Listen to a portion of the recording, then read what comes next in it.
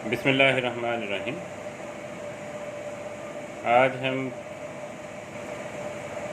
اس سلسلے کو جو ہم نے ایک ہفتہ پہلے شروع کیا تھا اس کی دوسری ویڈیو شیئر کرنے جا رہے ہیں۔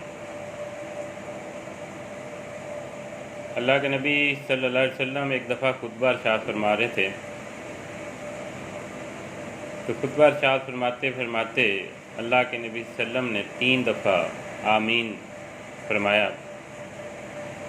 تو صحابہ کرام نے اللہ کے نبی صلی اللہ علیہ وسلم سے پوچھا کہ اللہ کے نبی صلی اللہ علیہ وسلم، آپ نے خطبے کے دوران 3 دفعہ آمین کہا، اس کی کیا وجہ تھی؟ تو اللہ کے نبی صلی اللہ علیہ وسلم نے فرمایا کہ میرے پاس جبریل امین آئے اور انہوں نے فرمایا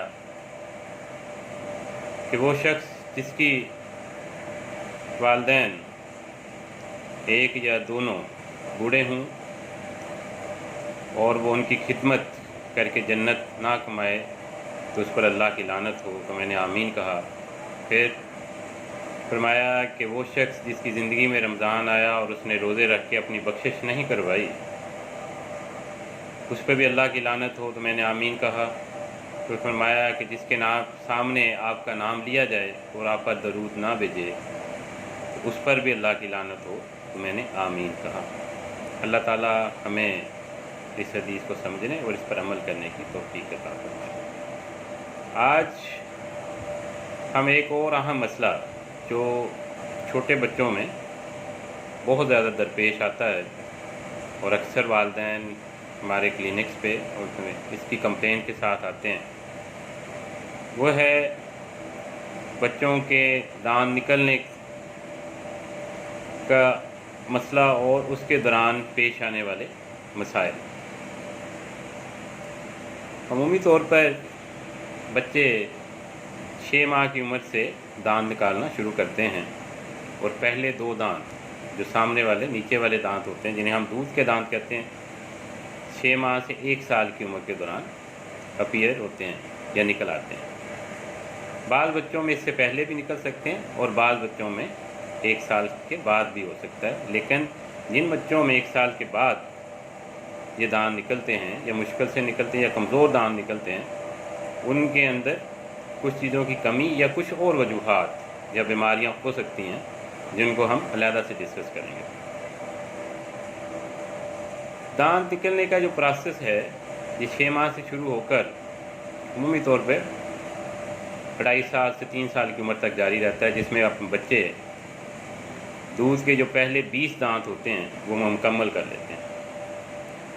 لیکن 6 ماہ سے شروع ہونے والا یہ پروسیس بچوں کے لیے بہت سے مسائل اور تکالیف کا باعث بنتا ہے۔ اکثر بچے دانت نکلنے کے پروسیس شروع ہونے سے پہلے ہی کوئی 1-2 ماہ رالیں ٹپکانا جیسے تھوک پیدا کرنا زیادہ مقدار میں شروع کر دیتے ہیں۔ یہ رالیں ٹپکانا اور تھوک پیدا کرنا بچے کے لیے فائدہ مند بھی ہوتا ہے کہ مسوڑوں کو نرم رکھتا ہے، اس کی تکلیف کو کم کرتا ہے۔ پھر جب یہ دانت نکلنے کا پروسیس جاری رہتا ہے تو کیونکہ دانتوں نے مسوڑوں کے گوشت کے اندر سے باہر نکلنا ہوتا ہے تو مسوڑوں کے اندر تکلیف میں اضافہ ہو جاتا ہے، مسوڑے سرخ ہو جاتے ہیں، سوج جاتے ہیں، سخت ہو جاتے ہیں، جس کی وجہ سے دانت نکلنے کی اریٹیشن جو بچے محسوس کر رہے ہوتے ہیں اس کی وجہ سے پھر مختلف مسائل شروع ہو جاتے ہیں۔ بہت سے بچے دودھ پینا کم کر دیتے ہیں، خوراک کم لیتے ہیں، چڑچڑے ہو جاتے ہیں، بے چین رہتے ہیں، بلا وجہ روتے رہتے ہیں۔ پھر آپ نے اکثر لوگوں نے دیکھا بھی ہوگا کہ بچے اپنے ہاتھ چوستے رہتے ہیں، یا کوئی بھی چیز ان کے ہاتھوں میں آتی ہے، کوئی پینسل ہے، کوئی چابی ہے یا کوئی اور چیز بھی آپ ان کے ہاتھ میں دیں، وہ اس کو چوسنا شروع کر دیں گے، اس کو منہ میں ڈال لیں گے اور اس کو دبائیں گے دانتوں کے اندر۔ اس کی وجہ ان مسوڑوں کے اندر وہ تکلیف ہے وہ بچے اس کے دوران محسوس کر رہے ہوتے ہیں۔ تو اس تکلیف کی وجہ سے بچے چڑچڑے اور خوراک لینا کا سب سے زیادہ پریشانی لوگوں کے لیے یہ ہوتی ہے۔ لیکن ان میں سے کچھ بچے ڈائریا یا پیچز کے ساتھ یا گلا خراب کے ساتھ بھی آنا شروع ہو جاتے ہیں، اور یہ ایک عام گھروں میں بات مشہور ہے کہ بچہ جب دانت نکالتا ہے تو اس کو پوٹیاں اکثر لگ جاتی ہیں یا پیچز آنا شروع ہو جاتے ہیں. تو اس کے لیے کسی دوائی کی ضرورت نہیں ہوتی اور نہ ہی کسی ڈاکٹر کو دکھانا چاہیے. حالانکہ یہ بات یا متھ میڈیکل کے اصولوں کے بالکل خلاف.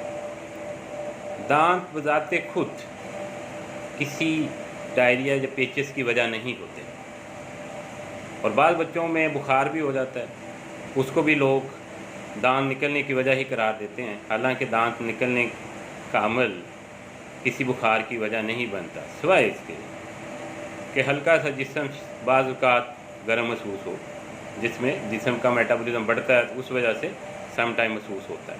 لیکن بچوں کا سر اکثر ویسے بھی نارمل روٹین میں ٹمپریچر باقی جسم کی نسبت تھوڑا سا زیادہ ہوتا ہے. اصل میں ان بچوں میں جو ڈائریا یا پیچز جو لگتے ہیں یا بخار، تیز بخار جو ہوتا ہے یا گلا خراب ہو جاتا ہے، اس کی وجہ وہ جراثیم اور انفیکشن ہوتی ہے جو ان چیزوں کے ذریعے بچوں کے گلے میں یا پیٹ میں ٹرانسفر ہوتی ہے، جو بچے ان مسوڑوں میں تکلیف کی وجہ سے اپنے منہ کے اندر ڈالتے ہیں، اس کو چباتے ہیں یا اس کو چوستے ہیں. تو اس کے دوران جو تکلیف ہے ڈائریا کی یا پیچز کی یا گلا خراب اور بخار کی، اس میں اصولاً دوائی کی زیادہ ضرورت ہے. لیکن اکثر گھروں میں ہمارے بزرگ نانیاں دادیاں بچوں کو دوائی لینے سے منع کرتی ہیں، جو میڈیکل کے اصول کے خلاف ہے. اور جب بھی بچہ اس تکلیف میں ہو کہ اس کو بخار یا گلا خراب یا پیٹ خراب کے ساتھ اس پیریڈ کے دوران آئے، تو اس کے دوران اپنے معالج سے مشورہ کرنے کی ضرورت زیادہ درپیش ہوتی ہے تاکہ پراپر طریقے سے اس کا علاج ہو سکے. کیونکہ یہ بچے قوت مدافعت کم ہوتی ہے تو جلدی ان بچوں کے اندر اس انفیکشن کے پھیلنے کا خطرہ ہوتا ہے اور بیماری زیادہ شدت اختیار کر سکتی ہے. کیونکہ پوٹیاں لگنے کی وجہ سے پانی کی کمی ہو جاتی ہے، نمکیات کم ہو سکتے ہیں، بچے کی گروتھ ڈسٹرب ہو جاتی ہے، اور کیونکہ اریٹیشن، مسوڑوں کی اریٹیشن کی وجہ سے بچہ پہلے ہی خوراک کم لے رہا ہوتا ہے اور جو خوراک اس کی کم ہوئی ہوتی ہے، تو بیماری کے دوران مزید خوراک کم ہو جاتی ہے، اور نمکیات اگر کم ہو جائیں، انفیکشن جسم میں پھیل جائے، تو اس سے بچہ زیادہ سیریس سچویشن کا شکار ہو سکتا ہے. اب ہم آتے ہیں کہ اس کے دوران ہم نے کرنا کیا ہے، وہ کون سی احتیاطی تدابیر ہیں جن کو اختیار کر کے ہم ان مسائل سے ہم بچ سکتے ہیں. سب سے پہلا مسئلہ تو یہ ہے کہ ہم بچوں کے مسوڑوں کے جو تکلیف ہے جو اس کو ہم کم کر سکیں. اس کے لیے ایک تو یہ ہے کہ آپ مسوڑوں کے اوپر کسی ٹھنڈے کپڑے کے ساتھ ٹکور کر سکتے ہیں، یا بچوں کو چیزیں کھانے کے لیے یعنی چوسنے کے لیے اسپیشلی دے سکتے ہیں، جو عام پلاسٹک کے ٹیدر استعمال ہوتے ہیں، اس کو تھوڑا سا فریج میں رکھ کے ٹھنڈا بھی کیا جا سکتا ہے. لیکن ٹیدر یوز کرتے ہوئے اس بات کا خیال رکھا جائے کہ اس کی صفائی خاص طور پہ، کیونکہ اگر اس کے ساتھ بھی وہ آپ دیں گے اور وہ صفائی کا خیال رکھا نہیں جائے گا تو اس سے مزید انفیکشن جانے کا یا گلے میں ٹرانسفر ہونے کا خطرہ موجود ہوتا ہے. اس کے علاوہ آپ بچوں کو چبانے کے لیے گاجر یا سیب کا کچھ چھوٹا ٹکڑا دے سکتے ہیں، لیکن اس کا بھی خیال رکھا جائے کہ جب آپ یہ ٹکڑا گاجر کا یا سیب یا چھوٹا سیب اس کو دیں تو اس کا خیال رکھیں کہ کہیں اس پیس کو کاٹ کے گلے میں نہ پھنسا دیں. پھر اس کے علاوہ بعض اوقات آپ اس کی تکلیف کو کم کرنے کے لیے پیراسیٹامول یا آئیبوپروفن یا بروفن کی صورت میں جو موجود ہے وہ بھی یوز کیا جا سکتا ہے.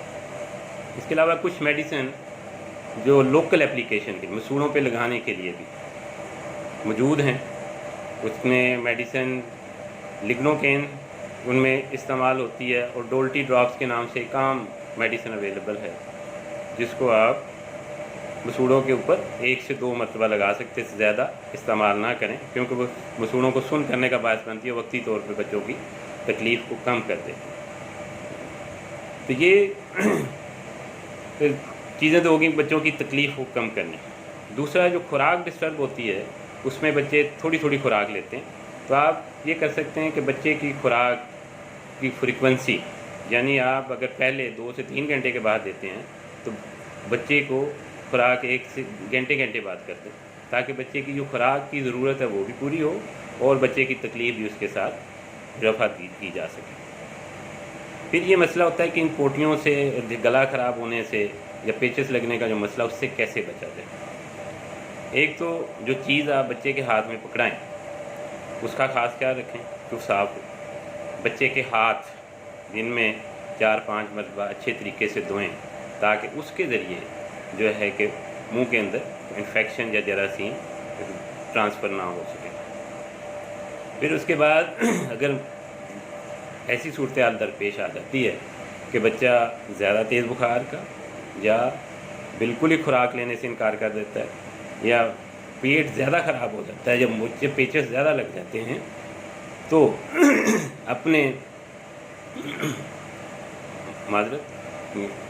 اپنے ڈاکٹر سے یا معالج سے اس کا مشورہ کرنا چاہیے. اب ایک صورتحال اور درپیش ہوتی ہے کہ بچے 1 سال سے بڑے ہو جاتے ہیں لیکن دانت نہیں نکال رہے ہوتے یا مشکل پیش آ رہی ہوتی ہے، اور تو ایسے بچوں میں دیکھا گیا ہے کہ اکثر وائٹامن ڈی یا کیلشیم کی کمی ہوتی ہے.